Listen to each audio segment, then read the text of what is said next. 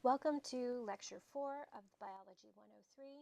In this lecture, we will go over the structure and importance of carbon.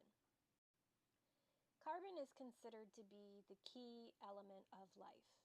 We've learned how important water is towards life, but carbon is also a key atom that provides the backbone to most of the biological molecules. Remember, carbon has 4 valence electrons, and as a result, it can make up to 4 covalent bonds. And remember, this is to help fill its outer shell to make it seem as if it has 8 electrons. Inorganic carbons, such as carbon dioxide, eventually will be transformed into organic carbon, or the carbon involved in sugar molecules, and that is done by the process of photosynthesis.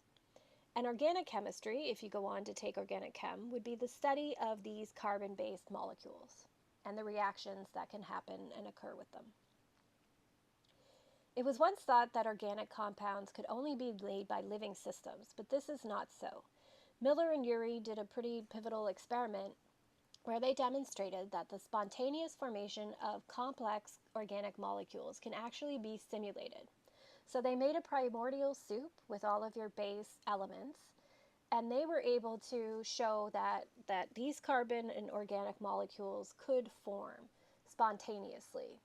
They did a series of experiments, and it wasn't until they added the electric shock into the primordial soup that they were able to get this formation. But they were still able to demonstrate that spontaneous generation of these organic compounds is possible. I'd like you to recall the importance of valence shell, valence electrons, and how this relates to bond formation. Remember, atoms like to fill up their outer shell. Their outer shell is going to be able to hold 2 electrons if you have the first orbital, and 8 if you're talking about the second or third. If you refer to this diagram here, this just gives you the Lewis dot structures or illustrates the valence electrons of the important elements that are in the top 2 rows of the periodic table. So we know that valence electrons refers to how many electrons are in the outermost shell. Another important definition that is easily confused with this is what is termed valence number. Valence number is the opposite. Valence number refers to the number of electrons required to fill the outermost shell. So for instance, if I have a valence electron number of 5, or I have 5 valence electrons in my outermost shell, that means that my valence number would be 3, because I only need 3 more. If I'm like oxygen, I have 6 valence electrons, that means my valence number would be 2. This gives an indication of how many bonds that can actually form. For the nonmetals, if we had carbon with 4 valence electrons, it would have a valence number then of 4. That means that carbon has the potential of forming 4 bonds. So here we've got the Lewis dot structures, and underneath we have the corresponding valence number that refers to the atom listed above.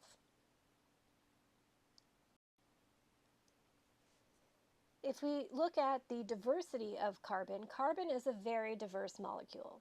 And that means that they can vary with respect to many different shapes, many different interactions, and there's many different functional groups that you can have based on carbon.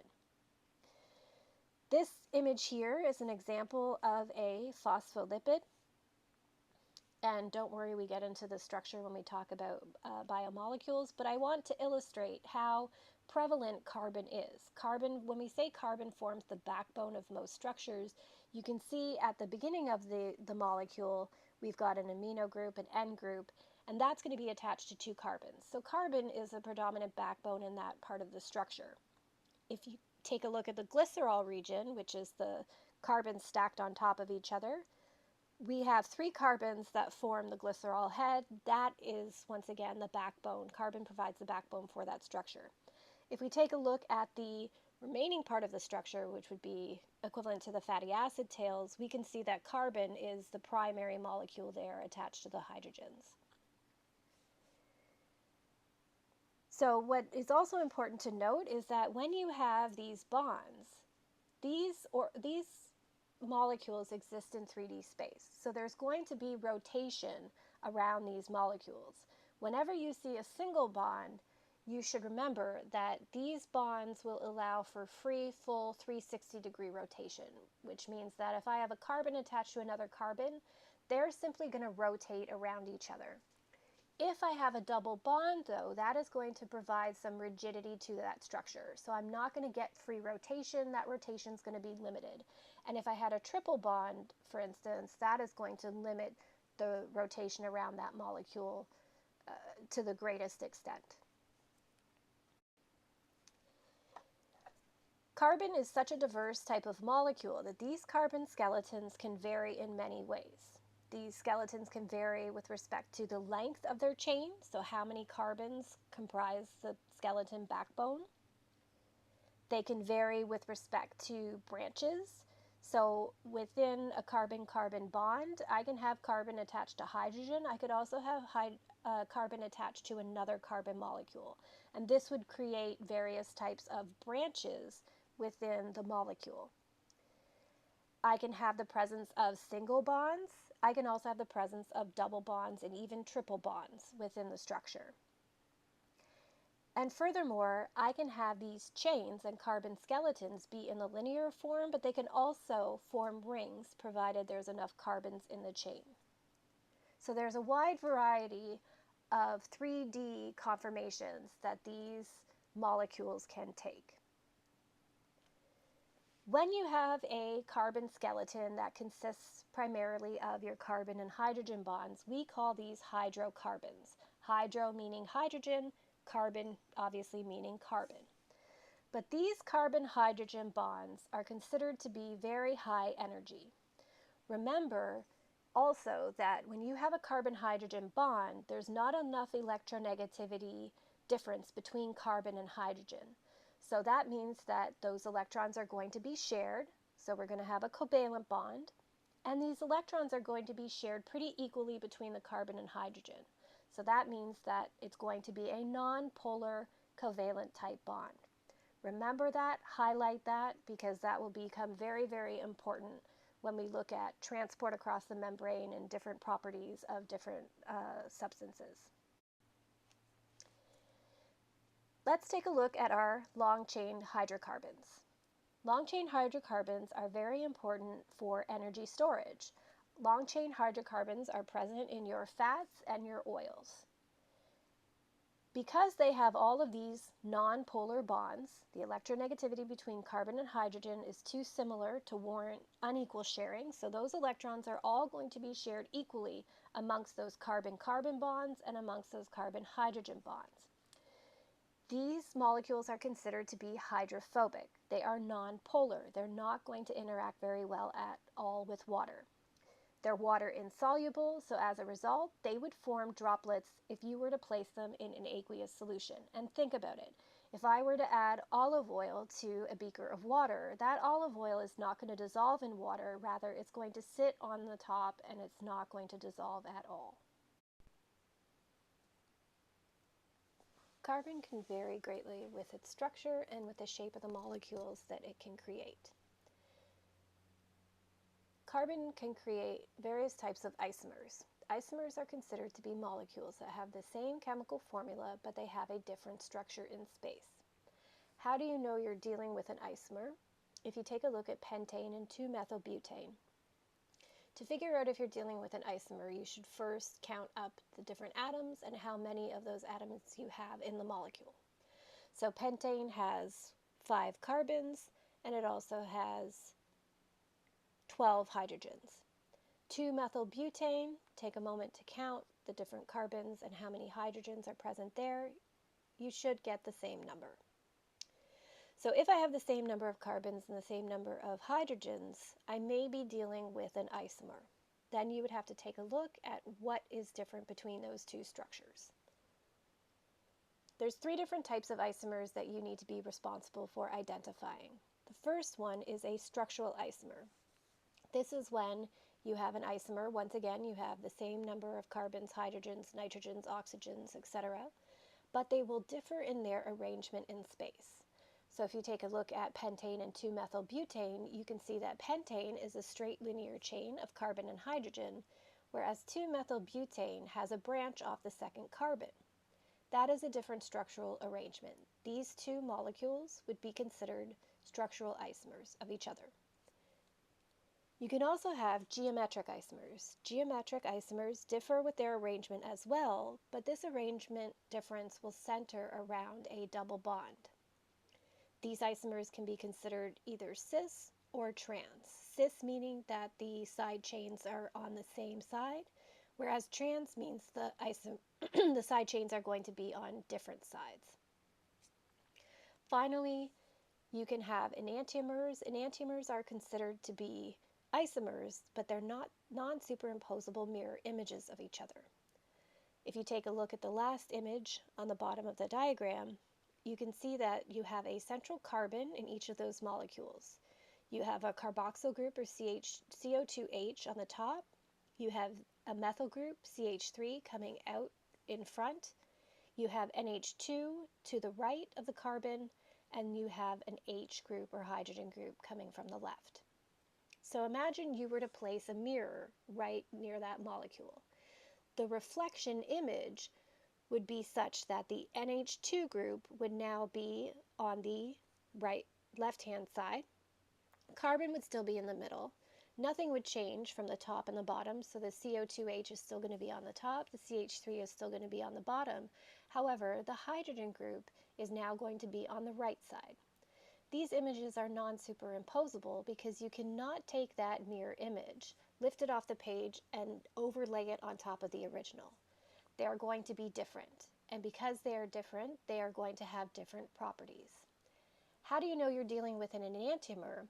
You have to look first at the carbon. You have to have a chiral carbon in the middle of that molecule. That means in order to be a chiral carbon, it has to be asymmetric. That means that it will be bonded to 4 different groups. If we take a look at the carbon that is in the L isomer form and in the D isomer as well, carbon is connected to CO2H, and that is different than NH2, which is different from CH3, which is different from H, or hydrogen. So that carbon is chiral because it is connected to 4 different things. If I had, say, a hydrogen on the left side, and if I had a hydrogen instead of that NH2 group, that would not be considered a chiral carbon because it has 2 similar groups attached to it. So in order to have an enantiomer, you have to have a chiral carbon, and then you will have the same number of atoms in that. The chemical formula would be the same, and it would be the mirror image of that molecule. So why are enantiomers so important? Biologically speaking, systems usually only make one enantiomer for a given molecule, and only one enantiomer will work properly or have biological activity in the body. An example would be your amino acids. Only L version enantiomers are going to be found in natural-based proteins. So those are going to be the functional version of those amino acids. Here's some examples of some enantiomers. So you can take a look at S-ketamine. S-ketamine, which is considered to be an anesthetic, has the enantiomer, the converse enantiomer of R-ketamine. And R-ketamine has psychotic effects. So very similar molecules with respect to their structure, but very, very different responses in the body. You can have S-alpha methyl-dopa, which is considered to be a hypertensive agent, whereas the R version of that molecule, the R isomer, is considered to be inactive in the body. You can have S-asparagine, which is considered to leave a bitter taste in food items. You can have R-asparagine, which then tastes sweet. So 2 completely different responses biologically to very similar compounds. The structure of a molecule is directly related to its function. This is very important when we're dealing with biological molecules. Even very small alterations in structure can drastically alter or destroy biological activity. If you take a look at the diagram below, we have two different hormones, estradiol, which is considered to be an estrogen derivative, and testosterone. Take a look at these structures provided in the diagram. They're very, very similar to each other. That is because steroids in general have that base shape to them, which consists of those 4 carbon rings. The side chains are also very similar. Estradiol and testosterone both have a CH3 methyl group. They both have a hydroxyl group, an OH group to the right of the structure.